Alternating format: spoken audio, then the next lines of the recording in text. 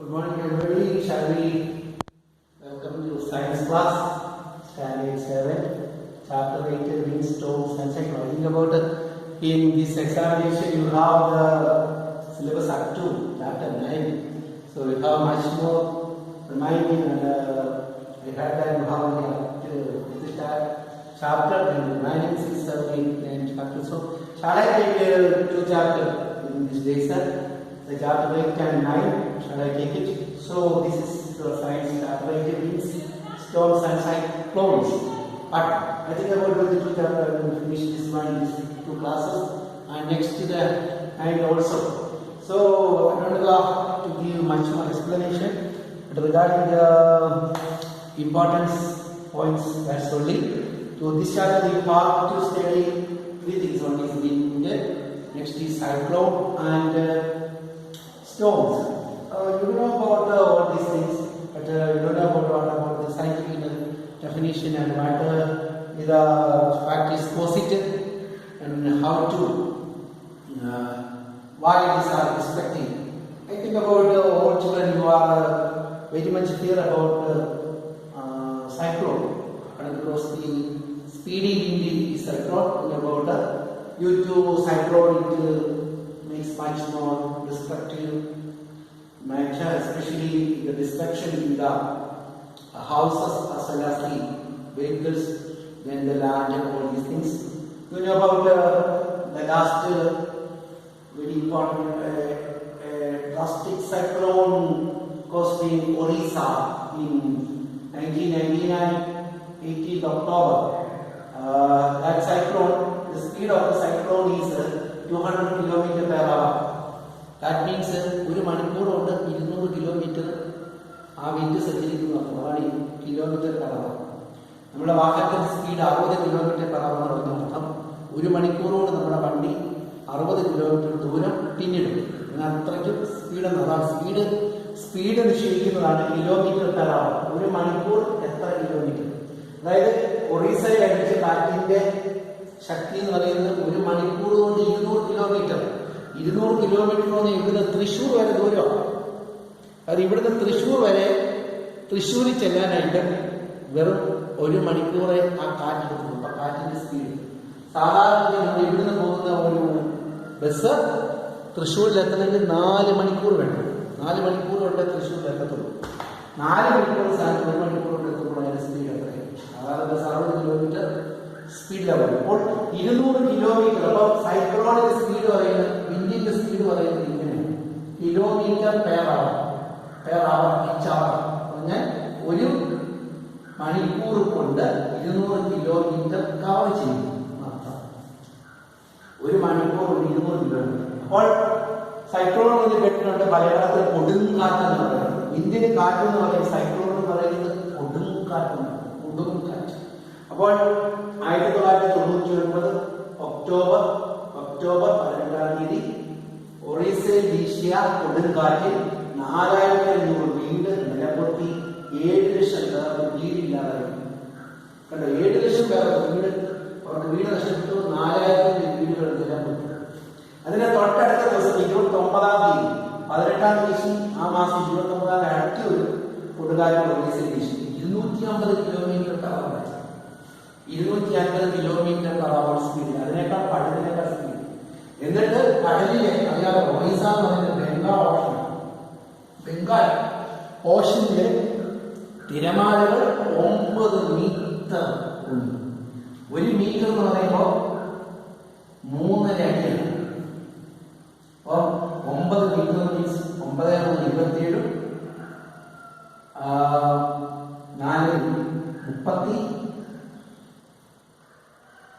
31 അടി പൊക്കം.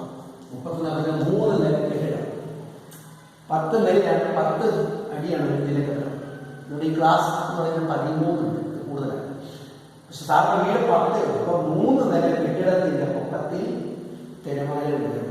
കരയിലേക്ക് അടിച്ച് തിരമാല. ഇതാണ് സൈക്ലോൺ എന്ന് പറയുന്നത്. പവർഫുൾ വിൻഡാണ്. മലയാളത്തിൽ വിളിക്കുന്നത് കൊടുങ്കാറ്റ്. അപ്പൊ കൊടുങ്കാറ്റ് വീശിക്കഴിഞ്ഞാൽ ഉണ്ടാകുന്ന ഇനി കൊടുങ്കാറ്റിൽ 3 കാര്യങ്ങൾ: വാട്ടർ സൈക്ലോൺ, കൊടുങ്കാറ്റ് എന്താണ്, എങ്ങനെ കൊടുങ്കാറ്റ് ഉണ്ടാകുന്നു. ദെൻ കൊടുങ്കാറ്റ് എന്തുകൊണ്ടാണ് ഇത്രയും നാശത്തില്ല. അപ്പൊ കൊടുങ്കാറ്റിനെ കുറിച്ച് അടുത്ത ക്ലാസ്സിലേക്ക് കൂടുതൽ കടക്കാം. കാരണം കാറ്റെന്ന് പറയുമ്പോൾ കൊടുങ്കാറ്റ് പറയുന്നുണ്ട്. അപ്പോൾ കൊടുങ്കാറ്റ് എന്ന് പറയുമ്പോൾ എന്താണ് അതിന്റെ ഒരു അവസ്ഥ കാണാൻ വേണ്ടിയാണ് ഇത് ഒറീസയിൽ നടന്ന സംഭവങ്ങൾ പറയുന്നത്. നമുക്കറിയാം വിൻഡ് പോലെ എല്ലാവർക്കും അറിയാം. വിൻഡ് ഈസ് മൂവിങ് എങ്ങനെ, അതായത് നമ്മള് ഫാൻ സ്വിച്ച് ഇടാൻ പോകും. ഫാൻ സ്വിച്ച് ഇട്ട് കഴിയുമ്പോൾ എന്ത് സംഭവിക്കും കേട്ടോ? ഫാൻ്റെ സ്വിച്ച് ഇടുമ്പോഴത്തേക്കിന് ആ ലീഫ്, ഈ വൈദ്യുതി അവിടെ ചെല്ലുമ്പോൾ ആ ലീഫ് ഇങ്ങനെ കറങ്ങാൻ തുടങ്ങും. അപ്പൊ എന്താ സംഭവിക്കുന്നത്? ഈ ഫാനിലെ ആ ലീഫിന് ചുറ്റിലുമുള്ള എയർ എന്ത് ചെയ്യാൻ തുടങ്ങുന്നു? മൂവ് ചെയ്യാൻ തുടങ്ങും. എയർ മൂവ് ചെയ്യാൻ തുടങ്ങുന്നതാണ് കാറ്റ്. ഇപ്പൊ കാറ്റ് വരുന്നത് എന്താ കാറ്റ് കേട്ടോ? അപ്പോൾ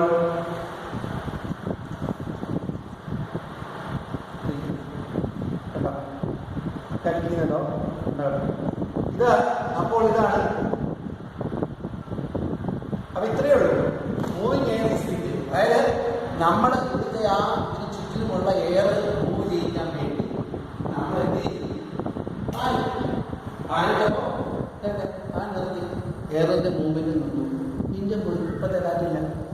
ഇത്രയേ ഉള്ളൂ. അപ്പൊ നമ്മൾ എയർ മൂവ് ചെയ്യാൻ തുടങ്ങി വട്ടം കറങ്ങാനായിട്ട്. അതുകൊണ്ടാണ് ഫാനിന് 3 ലീഫ് കൊടുത്തിരിക്കുന്നത്. ഒരു ലീഫിലുണ്ടായിരുന്നെങ്കിൽ അതിന്റെ എയറിന്റെ മൂവ്മെന്റ്സ് അത്രയാകട്ടെ. 3 കൊടുക്കുമ്പോൾ എയറിന് തള്ളി പ്രഷർ കൊടുത്തത് മൂവ് ചെയ്യാൻ വികസിപ്പിക്കാനുണ്ട്. അതാണ് 3 ലീഫ് കൊടുത്തത്. നല്ല കാറ്റാണ്. അപ്പം എയർ മൂവ് ചെയ്യുന്നതിനാണ് വിൻഡ്. അപ്പൊ wind is moving of air. എല്ലാവരും പഠിച്ചു wind is moving of air. പക്ഷേ ഈ വിൻഡിന് ചില പ്രത്യേകതയുണ്ട്. Increase wind speed is accompanied by reduced air pressure. അതായത് കാറ്റിന് സ്പീഡ് കൂടണമെങ്കിൽ എന്ത് ചെയ്യണം? പ്രഷർ താഴണം. അപ്പം ഈ ട്രാൻസ്ഫർ ഇവിടെ നിൽക്കുന്ന എയർ പ്രഷർ താക്കുക എന്നുള്ളതാണ് യഥാർത്ഥത്തിൽ ഈ ഫാനിൽ പങ്കുകൊണ്ട് ലീഫ് കൊണ്ട് ഉദ്ദേശിക്കുന്നത്. അതായത് പ്രഷർ താക്കുമ്പോഴാണ് വിൻഡ് സ്പീഡ് കൂടും. പ്രഷർ കൂടിയ വിൻഡിന് കുറയും. അപ്പൊ വിൻഡിന് സ്പീഡ് കൂടാൻ, കാറ്റിന് സ്പീഡ് കൂടാനായിട്ട് എന്ത് ചെയ്താൽ മതി? പ്രഷർ താഴ്ത്തണം. പ്രഷർ താഴ്ന്നത് പുറത്തെ നമ്മളാണെങ്കിൽ മനുഷ്യന്മാരുടെ പ്രഷർ താഴ്ന്ന എന്നാ സംഭവിക്കും? ബോധത്തിന് താഴ്ത്തണം. മനുഷ്യന് പ്രഷർ കൊണ്ട് നോക്കുന്നത് ഇവിടെ പിടിച്ചാൽ അമ്മയ്ക്ക് പിടിച്ചാൽ പ്രഷർ പറയാം. ഇവിടെ അമ്മയ്ക്ക് പിടിക്കില്ല. നമുക്ക് പിടിച്ചോ പ്രഷറാണ്. അതായത് നമ്മുടെ ബ്ലഡ് വെസലിലൂടെ ഒഴുകിപ്പോകുന്ന സ്പീഡ്, അതാണ് പ്രഷർ എന്ന് പറയുന്നത്. പ്രഷർ പിടിച്ചാൽ കേട്ടോ നമുക്ക് പിടിച്ചോ കണ്ടോ ഭയങ്കരമായിട്ട് തന്നു. അതാണ് ഈ പ്രഷർ താഴ്ന്ന നല്ലതാണ്. അപ്പം പ്രഷർ താഴ്ന്നാൽ വിൻഡിന് എന്ത് ചെയ്യും? ശക്തി കൂടും. അപ്പൊ ശക്തി കൂടെ വിൻഡാണ് സൈക്ലോൺ എന്നൊക്കെ അറിയാറുണ്ട്. യഥാർത്ഥത്തിൽ ഈ പ്രഷറും ഈ വിൻഡും തമ്മിൽ ഭയങ്കര ബന്ധമുണ്ട്. ഇതാണ് ഇവിടുത്തെ ഈ കൊടുത്തിരിക്കുന്ന ഇത് സൈക്ലോൺ. ഒറീസയിലെ സൈക്ലോണിന്റെ പടമാണ്. അന്നത്തെ ഒറീസയിലുണ്ടായ സൈക്ലോണിന്റെ ചിത്രം, ഉപഗ്രഹ ചിത്രം നോക്കിക്കൊള്ളുക. ഇവിടെ അതിന്റെ ആക്ടിവിറ്റി എന്ന് പറയുന്നത്, ഒന്ന് ആക്ടിവിറ്റികൾ വായിച്ചോണം. ഇവിടെ പറയുന്നത് കണ്ടോ? ചൂടുവെള്ളം തണുപ്പിക്കുന്നത് കണ്ടോ? ചൂട് വെള്ളമായിട്ട് എന്ത് ചെയ്യുന്നു? ഇവിടെ പ്രഷർ ഭയങ്കര ഉള്ളതായിരിക്കും. അപ്പം തണുപ്പിക്കാൻ പറയുമ്പോൾ പ്രഷർ കുറയ്ക്കാൻ വേണം. പ്രഷർ കുറയ്ക്കാൻ വേണ്ടി എന്ത് ചെയ്യും? ചൂടുവെള്ളം എടുത്ത് ഒരു പാത്രത്തിലേക്ക് ഒഴിക്കുമ്പോൾ ആ പാത്രത്തിലോട്ട് ഈ വെള്ളം അബ്സോർബ് ആകും. പാത്രത്തിന് ചുറ്റും അതിൻ്റെ വെസലേലില്ല.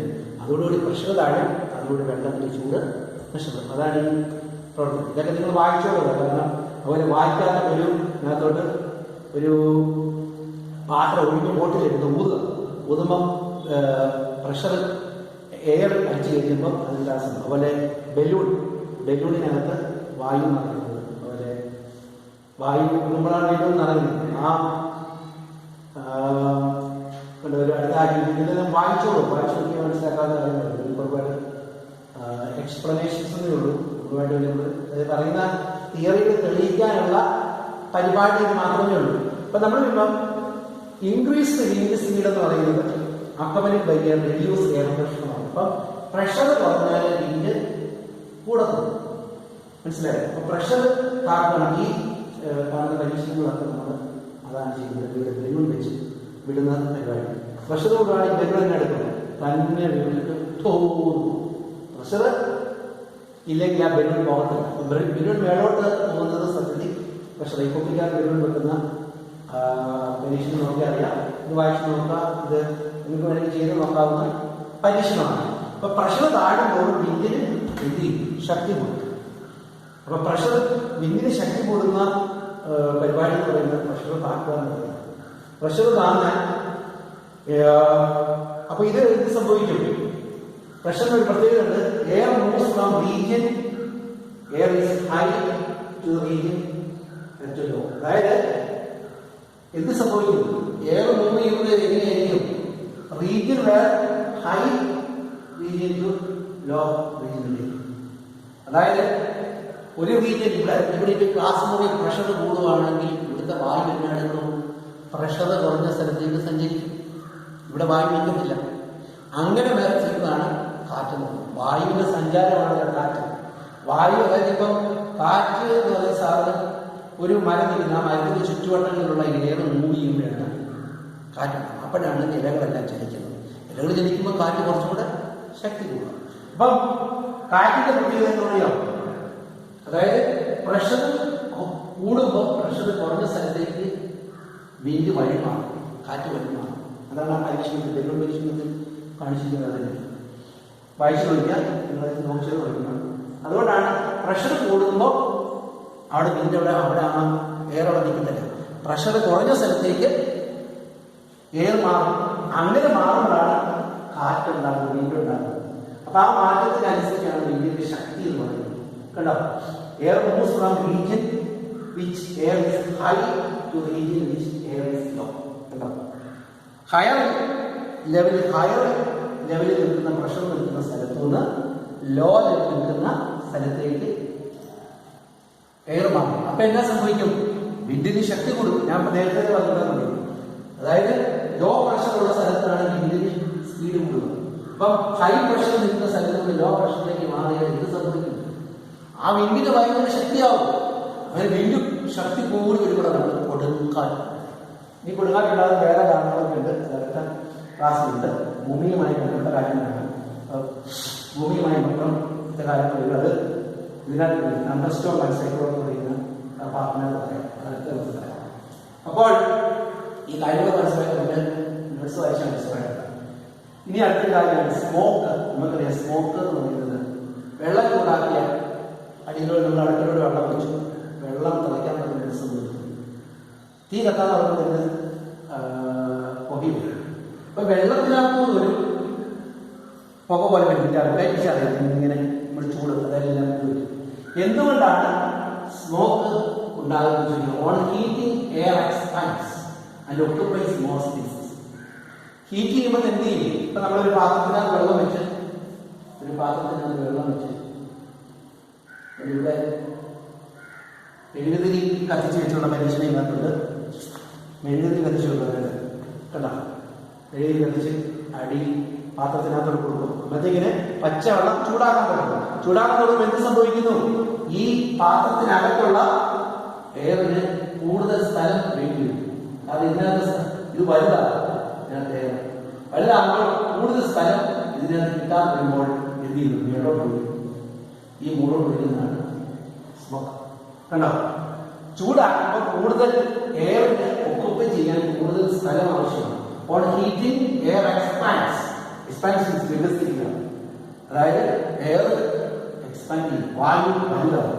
And occupies more space. ഇവിടെ സ്പേസ് ഇല്ലാവുമ്പോൾ എന്ത് ചെയ്യും? പുറത്തേക്ക്. ഈ പുറത്തോട്ട് പോകുന്ന മൂല്യത്തെ ശ്രദ്ധിക്കും. നീരാക്കി എടുക്കുന്നത് അതാണ് പ്രഷർ കുക്കർ. പുറത്തേക്ക് കൊടുക്കും. അതുകൊണ്ടാണ് ബിസ്കറ്റ് അവിടെ നിർത്തുന്നത് ഒത്തിരി വലിയ കൊടുക്കുന്ന പ്രശ്നം ഉണ്ടാകുമെന്ന് പറയുന്നത്. കുറച്ച് സിറ്റി ചെയ്യുന്നതിലേക്ക് കയറ്റി കുറയും, അല്ലെങ്കിൽ കുക്കർ പൊട്ടിത്തെറിച്ച് എല്ലാം. അപ്പൊ അതുകൊണ്ട് ഹീറ്റ് ചെയ്യുമ്പോഴത്തേക്കിന് എയറിന്റെ കൂടുതൽ സ്പേസ് വേണ്ടി വരും. ആ കൂടുതൽ സ്പേസ് കൂടുതൽ വേണ്ടി വരുമ്പോഴത്തേക്ക് എന്ത് ചെയ്യും? ആ വെള്ളം ആ എയർ ചൂടാവും. ആമയാണ്. ആ ആമയെ പുറത്തേക്ക് പോകാൻ ശ്രമിക്കും. അതാണ് സ്മോക്ക് എന്ന് പറയുന്നത്. അതുകൊണ്ട് വാമയിൽ ലൈക്കുന്ന കോൾഡ് എയർ. അപ്പൊ കോൾഡ് എയർ ആയിട്ട് ഇവിടെ ഇരുന്നോളൂ. വാമ അതാവുമ്പോൾ ഇവിടെ ഇരിക്കത്തില്ല, പുറത്തോട്ട് പോകും. കാരണം ഇവിടെ സ്ഥലമില്ലാതെ അതുകൊണ്ട് വാമയൊക്കെ കൂടുതൽ സ്ഥലം വേണം. കോൾഡ് എയറിന് സ്ഥലം കുറച്ചു. അപ്പൊ warm air is lighter than called air. കാരണം വാം എയറിന് ലൈറ്റർ ആകുമ്പോഴാണ് എന്ത് ചെയ്യുന്നത്, അത് പുറത്തേക്ക് പോകാൻ രക്ഷപ്പെടാൻ വേണ്ടി ശ്രമിക്കുക. അതുകൊണ്ട് കോൾഡ് എയറിനേക്കാൾ വാം എയർ ആയിരിക്കും ലൈറ്റർ. അത് ആ പരിശോധന മൂടിക്കണം. അടുത്ത പറ്റുന്നതാണ് വിൻഡ് കറന്റ്സ് ആർ ജനറേറ്റഡ്. എങ്ങനെയാണ് വിൻഡ് കറന്റ് എന്ന് പറഞ്ഞാൽ കാറ്റ്. കാറ്റെന്ന് പറയുന്നത് ഒരു കറണ്ടാണ്. കറണ്ട് എന്ന് പറഞ്ഞു കഴിഞ്ഞാൽ മൂവിങ് ഇതല്ലേ. അപ്പം ഇലക്ട്രിസിറ്റി വെച്ചാൽ ഇങ്ങനെ ഒഴുകുക, നമ്മൾ കൈ പിടിച്ചാൽ മതി. അതുപോലെ വിൻഡ് എന്ന് പറയുന്നത് കറണ്ടാണ്. കറണ്ട് ഇലക്ട്രിക് കറണ്ട് ഉദ്ദേശിച്ചല്ല, current. Wind currents are generated due to uneven heating on the earth. അതായത് ഭൂമി, ഇതാണ് ഭൂമി ചുട്ടുകൊള്ളുമ്പോൾ അല്ലെങ്കിൽ ഭൂമിയിൽ ചില സ്ഥലങ്ങളിൽ ചൂട് കൂടുമ്പോൾ എന്ത് ചെയ്യും, അവിടെ എന്തുണ്ടാവും, വിൻഡ് ഫോം ചെയ്യും. Wind currents are generated due to uneven heating in the earth. എർത്തിലെ ചില ഭാഗങ്ങളിൽ ഇത് കൂടുമ്പോൾ വിൻഡ് ഉണ്ടാകും. വിൻഡ് എപ്പോഴും ഉണ്ടാകുന്ന പോൾസുകളിൽ ഇതൊക്കെ ഉണ്ടാകും. ഇതുകൊണ്ട് ഇത് north pole, north pole, north south. North പോളിൽ നിന്ന് ഇങ്ങോട്ട് ആണ് വിൻഡ് വരുന്നത്. ഇങ്ങനെ വിൻഡ് കാരണം അതിന്റെ കാരണം എന്ന് പറയുന്നത് യഥാർത്ഥത്തിൽ ഈ ഭൂമിയുടെ ഇക്വേറ്റർ, നടുക്ക് ഇക്വേറ്റർ എന്ന് പറയുന്ന ഭാഗത്ത് ആണ് സൂര്യരശ്മികൾ ഡയറക്റ്റ് ആയിട്ട് പതിക്കുന്നത്. അതുകൊണ്ട് ഈ ഭാഗമാണ് ഏറ്റവും ചൂട്. ലോകത്തെ ഏറ്റവും കൂടുതൽ ചൂട് സ്ഥലമാണ് സൗത്ത് ആഫ്രിക്ക, ഇന്ത്യ, ഇങ്ങനെയുള്ള ഭാഗം, ഏഷ്യയിലെ ഭാഗം ഇവിടെ. കാരണം എന്താ, ഇക്വേറ്റർ തൊട്ടടുത്താണ്. അപ്പം സൂര്യന്റെ ഡയറക്റ്റ് രശ്മികൾ വരുന്നതുകൊണ്ട് ഇവിടെ ഭയങ്കര ചൂടാണ്. ഈ ഭാഗങ്ങൾ തണുപ്പ്. അതുകൊണ്ടാണ് ഇംഗ്ലണ്ട്, കാനഡ, അമേരിക്ക, റഷ്യ എല്ലാം തണുപ്പ് രാജ്യങ്ങൾ. അതുപോലെ ഇവിടെ ഓസ്ട്രേലിയ, വെസ്റ്റ് ഇൻഡീസ് കണ്ടോ, ഇതൊക്കെ തണുപ്പ് രാജ്യങ്ങളാണ്, വലിയ ചൂടില്ല. അത് ഇവിടെ സൂര്യന്റെ രശ്മികൾ ഡയറക്റ്റായിട്ട് പതിക്കുന്നത്. അപ്പം ഈ പ്രത്യേകിച്ച് 30-60 ഡിഗ്രി 0 to 60 ഡിഗ്രി ലാറ്റിറ്റ്യൂഡ്സ്, ഇതാണ് ഇത് 0 വരുന്ന ഭാഗങ്ങളാണ് ഹോട്ടാകുന്നത്. കാരണം സൂര്യരശ്മി ഡയറക്റ്റായിട്ട് വരും. അതുകൊണ്ട് ഹോട്ടാകുമ്പോഴത്തേക്കും ഇവിടുത്തെ വായു എന്ത് ചെയ്യും, അങ്ങോട്ടേക്ക് ഇവിടെ നിന്ന് രക്ഷപ്പെടാനായിട്ട് ശ്രമിക്കും. അതാണ് വിൻഡ് ഫോം ചെയ്യാനുള്ള കാരണങ്ങൾ. ഇതൊക്കെ നമ്മൾ വായിക്കാറുള്ള സമയമുണ്ടെങ്കിൽ നിങ്ങൾ വായിച്ചിട്ടുള്ള ഇതിനെല്ലാം കാരണങ്ങൾ പറയുന്നുണ്ട്, നിങ്ങൾ വായിക്കുക. ദെൻ മൺസൂൺ എന്ന് പറയുന്നത് നിങ്ങൾക്ക് എല്ലാവർക്കും മൺസൂൺ. ഇപ്പോൾ മൺസൂൺ കാലം കഴിഞ്ഞു. കേരളത്തിൽ മൺസൂൺ എന്ന് പറഞ്ഞാൽ ജൂൺ 1 മുതൽ ഓഗസ്റ്റ് വരെ, ഓഗസ്റ്റ് 15, ഓഗസ്റ്റ് 30 വരെയാണ്. ഏകദേശം 2-2.5 മാസമാണ് മൺസൂൺ. അപ്പം മൺസൂൺ എന്ന് പറയുന്നത് ഒരു പ്രത്യേക കാലമാണ്. ഇത് ഭയങ്കര മനുഷ്യകാലത്ത് അതിവർഷം, മഴക്കാലം. ഈ മൺസൂൺ എന്ന് പറയുന്ന വാക്ക് വന്ന് അറബിക്ക് വരെയാണ് മോസം. മോസം എന്ന് പറയുന്ന അറബിക്ക് വരുന്നതിന് അറബി വരുന്ന മൺസൂൺ എന്ന് പറയുന്നത്. അതായത് മൺസൂൺ എന്ന് പറയുന്നത് ഈ കാലഘട്ടത്തിൽ പ്രത്യേകിച്ച് കേരളം പോലെ ഇന്ത്യയിലെ ഈ ഭാഗങ്ങളിൽ കൂടുതൽ മഴ കിട്ടുന്ന ഒരവസ്ഥാവിശേഷമാണ്. പെരുമഴയാണ് മൺസൂൺ എന്ന് പറയുന്നത്. അപ്പൊ ഈ മൺസൂൺ എന്ന് പറയുന്നത് എന്തുകൊണ്ടാണ് മൺസൂൺ വരുന്നത് പറയുന്നത്, ഈ ആ ഭാഗത്ത് അടിക്കുന്ന കാറ്റാണ്. ഈ കാറ്റിനകത്ത് മുഴുവൻ വെള്ളമായിരിക്കും. ഈ വെള്ളമാണ് നമുക്ക് മഴയായിട്ട്. അതുകൊണ്ടാണ് the monsoon means carry water and it's rains. Monsoon ഇരിക്കുന്ന കാറ്റിന് മുഴുവൻ വെള്ളം അനുസരിച്ച് പോകുന്നത്. ഈ വെള്ളമാണ് മഴ. അതുകൊണ്ടാണ് ഈ കാലഘട്ടം പറയുന്നത് ഒരു ഭയങ്കര മഴയായിരിക്കും. വായിക്കുക, അത് ഭൂമിയുടെ ആ പ്രത്യേകത ആ സ്ഥലത്തിരിക്കുന്നത് കൊണ്ട് ആണ് ഇങ്ങനെ വരുന്നത്. ഇത് ബംഗാൾ, ഒറീസ ആ ഭാഗങ്ങളിലുള്ള കാറ്റിനെ ആണ്. ഈ കാറ്റ് ഇങ്ങോട്ട് അടിക്കാനുള്ള കാരണം എന്ന് പറയുന്നത് ഒന്ന് ഇന്ത്യൻ ഓഷനാണ്, മറ്റേ ബംഗാൾ ഓഷനാണ്. ഈ ഓഷനകത്ത് ഈ പറഞ്ഞതുപോലെ എയർ താഴുമ്പോൾ എന്ത് സംഭവിക്കും, അവിടുത്തെ എയർ കരയിലേക്ക് വരാനായി സാധിക്കും. പ്രഷർ താഴുമ്പോൾ അപ്പോൾ കരയിലേക്ക് വരും. അപ്പോൾ ഈ ഭാഗത്ത് ഭയങ്കരമായിട്ട് കാറ്റ് വരും. അതുകൊണ്ടാണ് ഈ ഒറീസ, ബംഗാൾ ആ ബെൽറ്റിലാണ് ഭയങ്കര കൊടുങ്കാറ്റ്. അപ്പോൾ കൊടുങ്കാറ്റിനെ കുറിച്ചുള്ള കൂടുതൽ കാര്യങ്ങൾ നെക്സ്റ്റ് ക്ലാസ്സിൽ കണ്ടസ്റ്റ് മനസ്സിലാക്കണം. അപ്പോൾ ഇത്രയും ഭാഗങ്ങൾ നല്ലതായിട്ട് വായിക്കണം. ഈ പ്രവർത്തനങ്ങളൊക്കെ മതി. ഓരോരുത്തരും പഠിക്കാൻ നേരമില്ല. നോട്ട്സ് വരും. Okay, next class.